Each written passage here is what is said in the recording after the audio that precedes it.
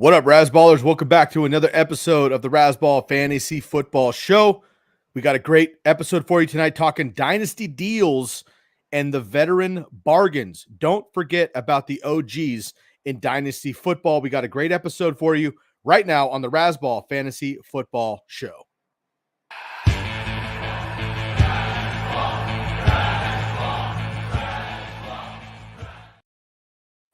Good evening, everybody. I'm your host, Sky Guasco. Welcome back to another episode of the Razzball Fantasy Football Show. I am joined by my man, Jefferson. That is at Jefferson, Jefferson, 2_21. Of course, you can find me on the Xbox as well, Sky Guasco. You can find everything Razzball at Razzball, Razzball NFL. Subscribe, of course, to the Razzball Fantasy Football YouTube channel, those of you that like to watch us in the flesh.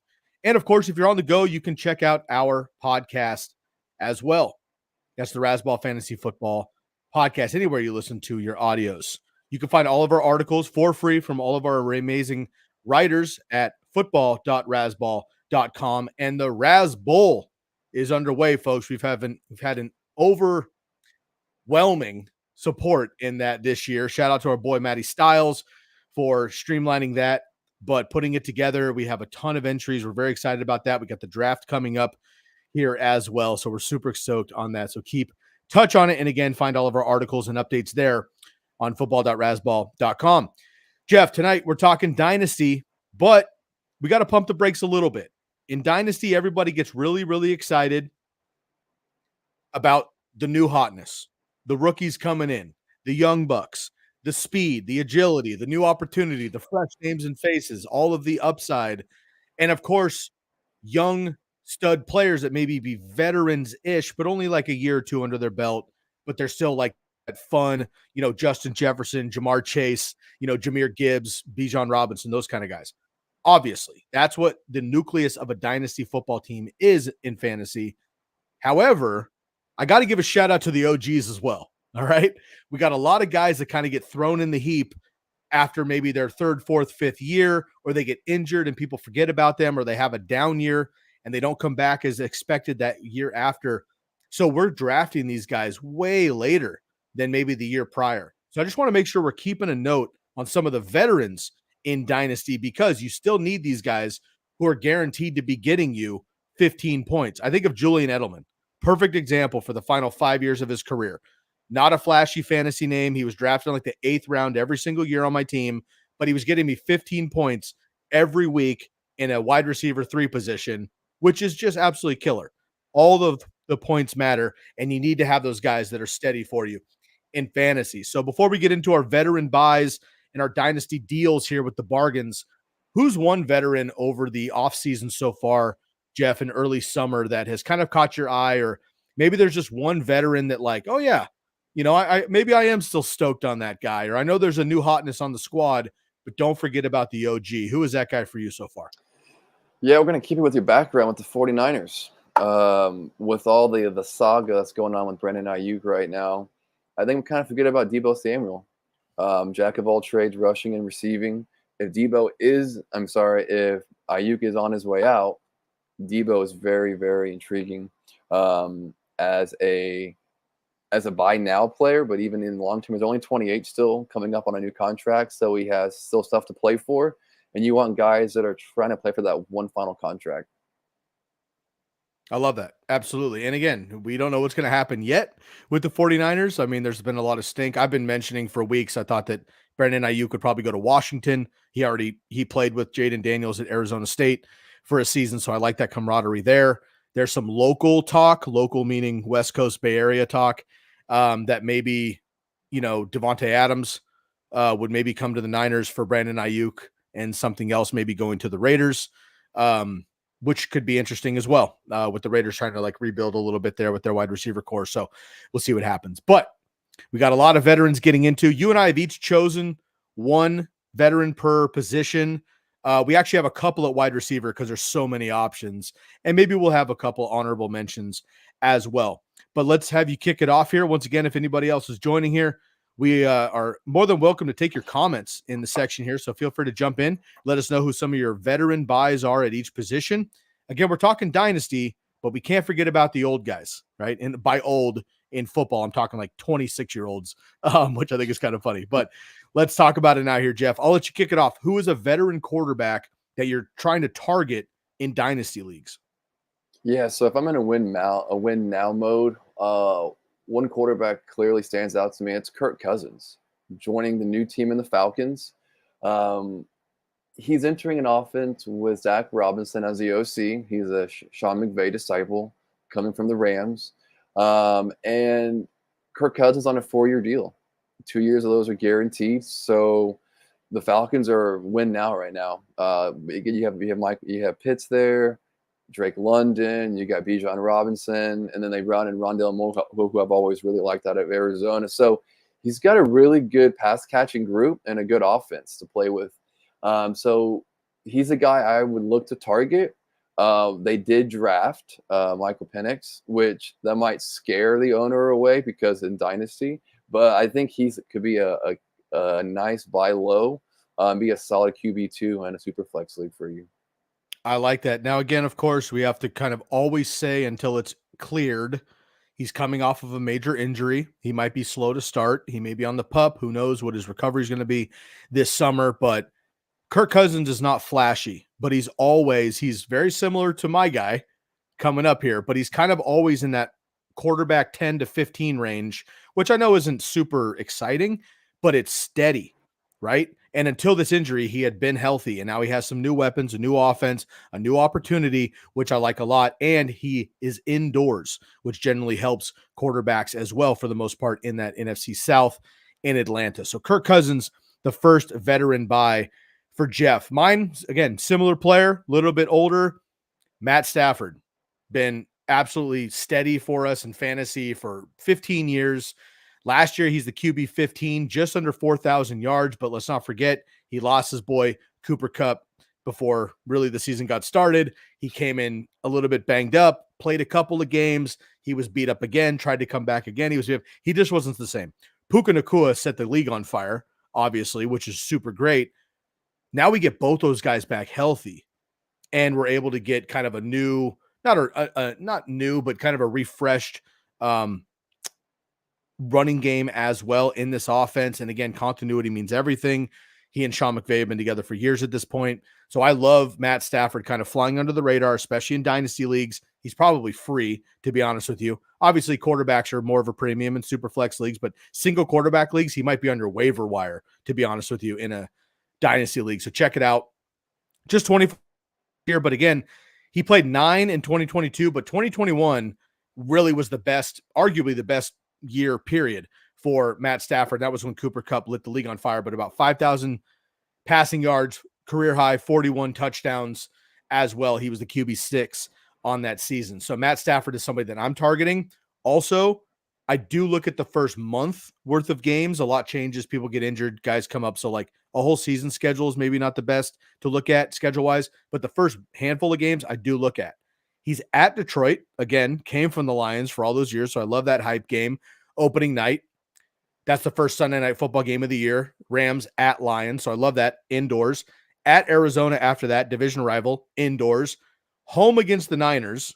As a Niner, I hate that because the Rams kind of seem to have our number if anybody does. So that's a tough game, but tough defense. At Chicago, Green Bay at home, bye week, and then the Raiders. So his first 5-6 games, assuming Cooper Kupp is healthy, he could really be top 10 easy. And right now he's basically free in dynasty leagues. So don't forget about Matt Stafford, especially in super flex leagues. All right, let's move on to our running backs here. We got Kirk Cousins and Matt Stafford as two of our veteran buys in dynasty. Who's your running back? For this one, James Conner. Similar situation. Shout out to our boy Bob LaMarco. Oh, yeah. Conner, he's just been one of those guys that's been a very steady player, not flashy, but he gets the job done. And I really like his usage in Arizona with their new coaching staff. I believe he finished last season top 15 in running back, and I don't see why his workload would go down. I know they did draft Trey Benson, who I do like out of Florida State. I like him a lot, actually. Like Conner, he's on the last year of his deal. I think he's 28, will be 29 when the season's over. So he's playing for one final contract as well. And in the NFL, when you're that age, the team you're on, they're going to use you. They're going to give you a high workload because maybe your last time with them. So a lot to prove. I do like the offense expanding and being a little bit better than they were last year with the addition of Marvin Harrison Jr., Trey McBride, his emergence at tight end. And so I think the offense with a healthy Kyler Murray, I think he can probably have a better season than last year. And I think right now he's currently, and depending on your rankings you look at, he's anywhere between like 30, RB 34 and 36 in Dynasty. So he's an easy buy low for a win now team. For a one season ticket, I would definitely give up a second or third round pick for him if you're in a win now team. I like it. You are our rookie specific, kind of dynasty look here. And you've talked a lot about the running backs. Trey Benson, I've written extensively about this summer. I love him coming out of Florida State. I do think I want to give James Conner his flowers while we can. So no hate here, but I do think that it's a two-headed monster, maybe like 80-20 to start the season. But I think it's going to be one of those, like after a bye week mid-season, it's going to go Trey Benson, assuming that he actually pans out. I really like him a lot. However, again, we're not playing a whole season in Dynasty. You're playing for the future, but you're also playing for like the first month. James Conner and these type of old, quote unquote, running backs are not exciting in fantasy. And you might get Trey Benson early and then get James Conner 5 rounds later in a Dynasty league. So you're doing like reverse handcuffs where you're drafting the handcuff first and then the veteran getting the work second. Long-term, obviously, Trey Benson would be your guy. But for this year, James Conner's it. And look, Bob's right. I mean, he's been riding the James Conner train for years, and I keep knocking him. And then sure enough, he pans out.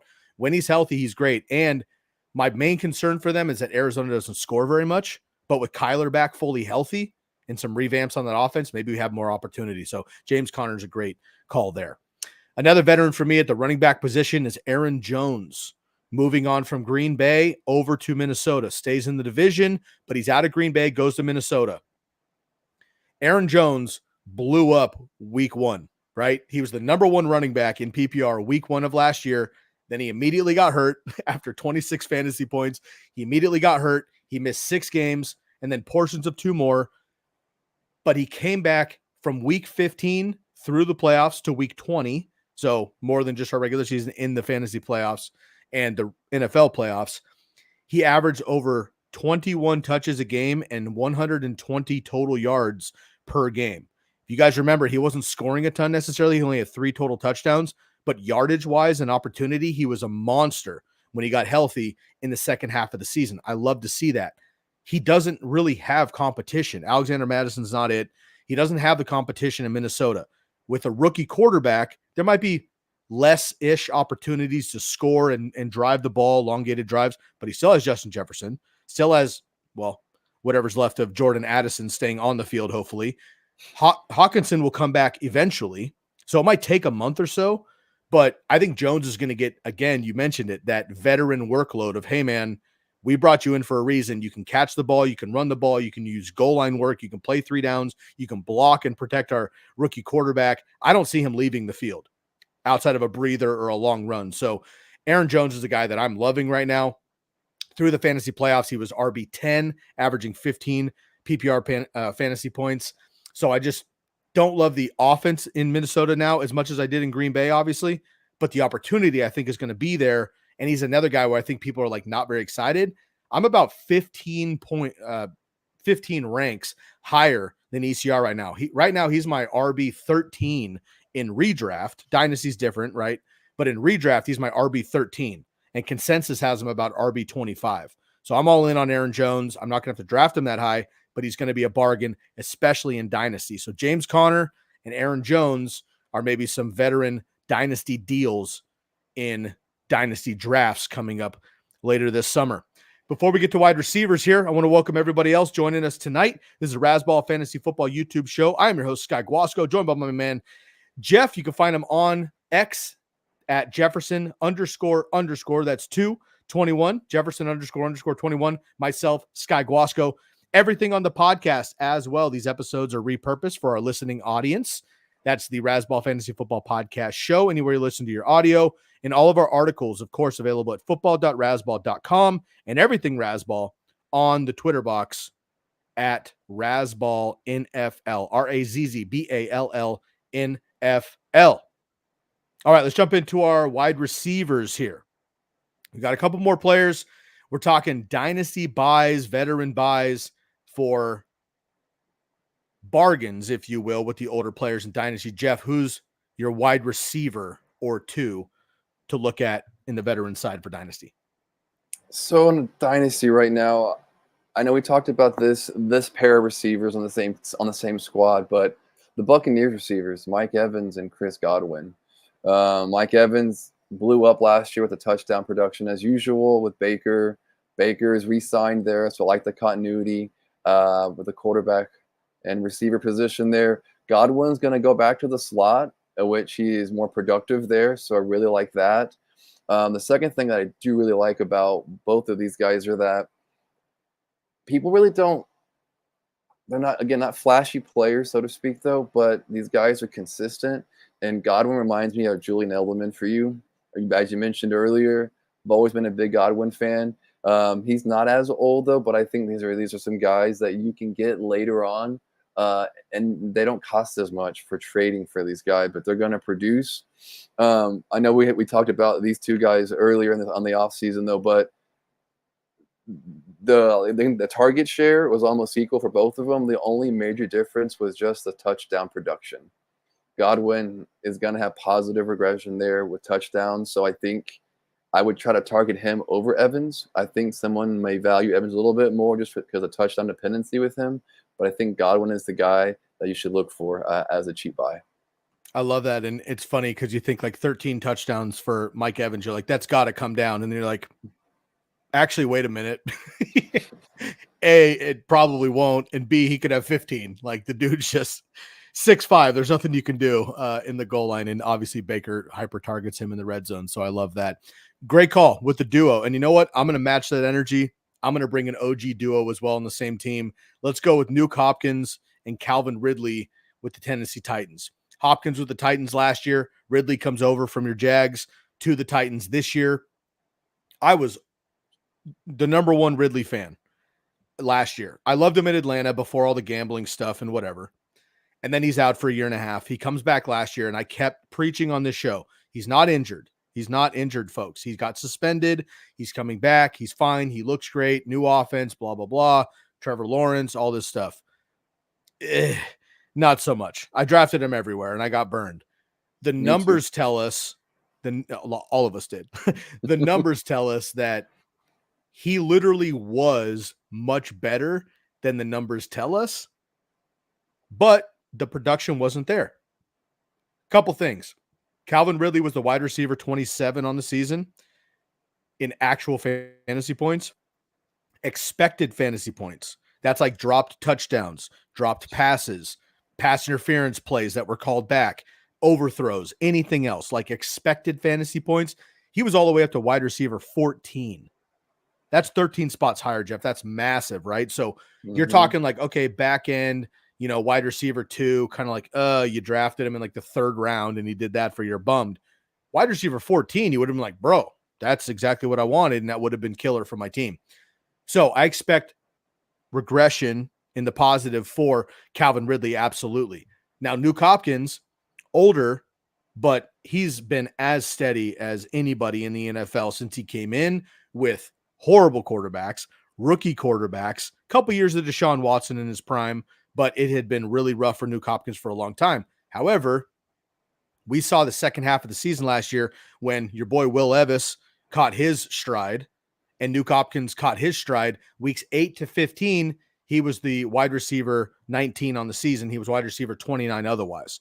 So they really kind of condensed all that volume into the second half of the season. And again, I like to see that, like Aaron Jones, I like to see that happen at the end of the year, and then it pops off in that next season. We saw it with Jonathan Taylor for about 4 games his rookie year, right, where he really kind of were like, okay, then he comes out in 21 and rips the league up. So I like that a lot. Nuke Hopkins and Calvin Ridley, very old as far as, dynasty goes. They're going to be free. They're going to be easy to grab. They're probably really cheap buys. I would go get both of them as a wide receiver 3-4 bench player and their value. And then honestly, I think you could probably end up using one or both those guys as a wide receiver 2 or a steady flex as the season comes up, or at least to fill up your bye week. So don't forget about Calvin Ridley and DeAndre Hopkins for the Titans. Will Levis, I think, takes a massive step forward this year. And also don't forget about the tried and true. Both of them have been studs for their entire careers. Chris Godwin and Mike Evans for the Bucs as well, who retained their quarterback in Baker Mayfield moving forward this year. All right, we got our last position here. Let's talk about our tight ends. We're talking about veterans, dynasty deals, some veteran bargains and buys. Who is your veteran that you would like to find, steal, acquire at the tight end position? Yeah, so I badmouth this OC since I've joined the pod, Arthur Smith. I can't. He's burned me so many times. But I think this time he won't, though. Let me tell you reasons why. And the tight end is Pat Freiermuth. He is currently tight end 16. But I just love what he can be. So if you take a look back from 21, when Kyle Pitts had his breakout rookie year, 110 targets, 68 catches for over 1,000 yards, tight end 9. Really like that. And then his 22, we'll talk about that one. But last year, this is what really caught my eye. So Arthur Smith now is in Pittsburgh. Last year with Kyle Pitts and Jonnu Smith, they combined for 160 targets, which equated to 103 catches for a 1,250 yardage. Only one tight end had over 1,000 yards last season. Not saying Freiermuth is going to have the combined numbers, but if he gets anything close to that, you're talking a potentially top 5, top 10 tight end that you can get for very cheap. And so I'm all in on Freiermuth and Dynasty and redrafts. There's a lot of hype around, Roman Wilson coming in there as WR2. I'm not buying him. I'm buying Freiermuth. So all the listeners, you won't be disappointed when you get Freiermuth. I can promise you that. Nice. Patty Freiermuth getting a shout out here. Was really excited about him as well. And of course he got banged up and we had a kind of a quarterback roller coaster pretty much since Big Ben left. We'll see what happens this year with Russell Wilson and Justin Fields. But it's been really hard to get any continuity for any of those guys over there in Pittsburgh. This year, I think it happens. I like that call a lot. I'm going to go with a bit of a homer pick here. And, I don't talk about the 49ers in fantasy very often because people know, look at the background here. People know that I'm a Niner fan. So I try to kind of like let you guys do that talking. But George Kittle is just one of my favorite human beings in the NFL, one of my favorite NFL players. And in fantasy, he's super fun when he's fun. He's the tight end version of Boomer Bust, which you don't really think because he's so amazing, like when he's amazing, but like sometimes like they literally don't need him because they have so many other guys. So he just blocks an entire game because he's incredible at blocking.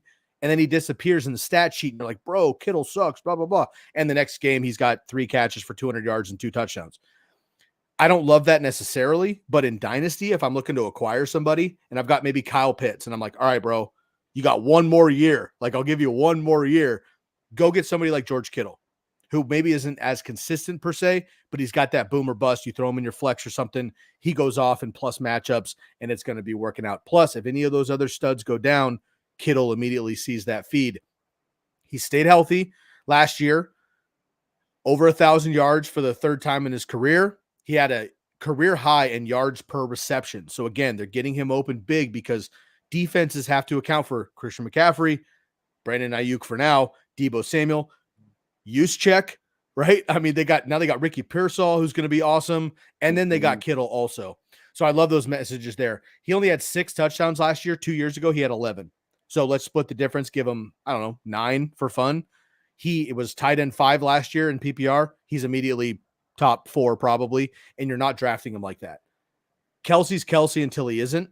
Mark Andrews should bounce back in a big way. There's some fun younger tight ends, your boy Laporta and some other guys. Awesome. Mm-hmm. Don't forget about George Kittle. He's not as consistent. He doesn't see the target volume as those guys. They get about 9 to, 7.5 to 9 targets per game. Kittle sees about 6. But what he does with those, no other tight end in the NFL right now does what George Kittle does on a per catch basis. And we've seen some beast mode runs and things like that. So it is a bit boomer bust, which I don't love per se, but if a lot of the rest of your roster is steady, George Kittle's absolutely somebody that can win you a week. But again, last year he had 6 games with 16 PPR points or more, that's incredible for a tight end. Yeah. He unfortunately also had 6 games with 6 or less PPR fantasy points. So if he could just give us like 12 every week with a couple spikes, it'd be great. But you know, you live on the edge with my boy George, but he's just so much fun to have on your team, and he can blow up in that offense.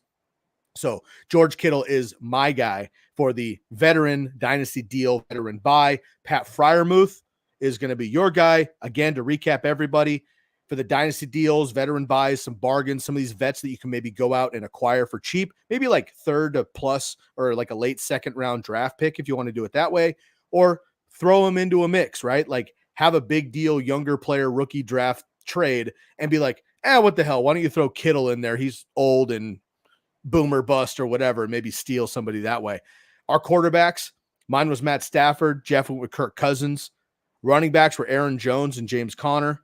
Wide receivers were Nuke Hopkins, DeAndre Hopkins, and Calvin Ridley for the Titans, and Mike Evans and Chris Godwin for the Buccaneers. And our tight ends were George Kittle and Pat Freiermuth. Jeff, before we get out of here, is there anybody else that like didn't make the conversation per se, but like an honorable mention, if you will, you're excited about this season, but maybe we didn't talk about tonight? Yeah, so I would say it's Jared Goff. I mean, he is a veteran at this point. He's not as old as some of the other guys we discussed, but I think he's currently outside the top 15 rankings, but he's been top 10 back-to-back seasons. He arguably has one of the best offenses he's throwing to with his weapons and running back. And the last thing we always mention about continuity, I love their OC there, like what he's done to turn around Goff and that Lions offense. So he's a nice buy low. If you can get him as your QB2, you won't be disappointed. Awesome. I love that. I'm going to throw a shout out to David Njoku. And it took me a couple years to like forgive him. You know, we drafted him with like he was the Kyle Pitts, not as much hype, but like one of those guys coming in the league of like freak of nature, incredible athleticism. He can do it all, and he can, but he didn't based on injuries and quarterbacks and offenses and whatever. Last year, he reemerged almost out of nowhere, essentially, on our Browns team that like didn't have Deshaun Watson most of the time, went with Joe Flacco, had some other options there. He had career highs across the board. First of all, he stayed healthy. He had reception high, almost doubled it with 81. Targets are 123. Love that from a tight end. Almost 900 yards receiving, and he had 6 touchdowns, which was a career high. He was the tight end 6 in PPR, and he was basically undrafted. So David Njoku is another guy that has been in the league for 7 years already. This will be his 8th season. On one hand, It's like, feels like he's only been around for 3 or 4 years. On the other hand, I'm like, bro, I've been drafting this guy for a decade. What the hell's going on? So keep an eye on David Njoku. I think the Browns come back a little bit, right? They had a lot of offseason stuff with Watson, obviously, last year, and injuries. Nick Chubb looks to be healthy, at least in the weight room. So we'll see what happens with him. And now they got Jerry Jeudy as well. Just another weapon in that offense to maybe open up the middle of the field. David Njoku is another one of these athletic tight ends like George Kittle. Might not get the volume, but he could blow up any given play for 80 yards and a touchdown. So don't forget about David Njoku. Awesome, Jeff. Well done, my man. Let's get out of here. We want to thank everybody for joining us tonight on the Razzball Fantasy Football YouTube show. And once again, per usual, you can find everything right here on the YouTube channel. So make sure that you give us a like and subscribe, hit that bell, share it with your friends. We're here with you all summer long. Jeff and I are doing 2 episodes a week. We got mock drafts coming up on Mondays. We're doing kind of a free-flowing episode, whatever tickles our fancy, on Thursdays. Of course, we took a little bit of time off with 4th of July, and then I was out on a personal endeavor for work. So we took a little bit of time off together, but Bob's been covering, of course, and of course you can catch Matt and Derek doing their thing, and we got Bob and Ben. So it's all here all summer on the Razzball team. Make sure you check out the podcast on the go as well. You can listen to this episode a second time. You can just catch it on the go. You can double time that speed if you want to crush them out. That's the Razzball Fantasy Football podcast show, anywhere you listen to audio, and all of our articles for free on football.razzball.com. And keep up to date with the Razzball updates and everything else we got at Razzball for baseball and fantasy football, of course, at Razzball NFL and Razzball on Xbox, the Twitter machine. Appreciate everybody hanging out with us this evening. We will get at you once again sometime soon. Hope everyone enjoyed the MLB All-Star break. Horrible games, but kind of a fun, I miss when it like mattered and dudes were like sliding head first and like inside the park home runs and robbing each other's home runs. But I'm old. I digress. I'm sorry. It's for the kids. I get it. Hope everybody enjoyed the MLB All-Star break. Shouts out to all of our dance champions in the audience as well. We'll be back with you once again on the Razzball Fantasy Football Show. For my man, Jefferson __21. I'm your boy, Sky Guasco. We'll catch you next time on the Razzball Fantasy Football YouTube show. Everybody have a wonderful night and rest of your week. We are out of here.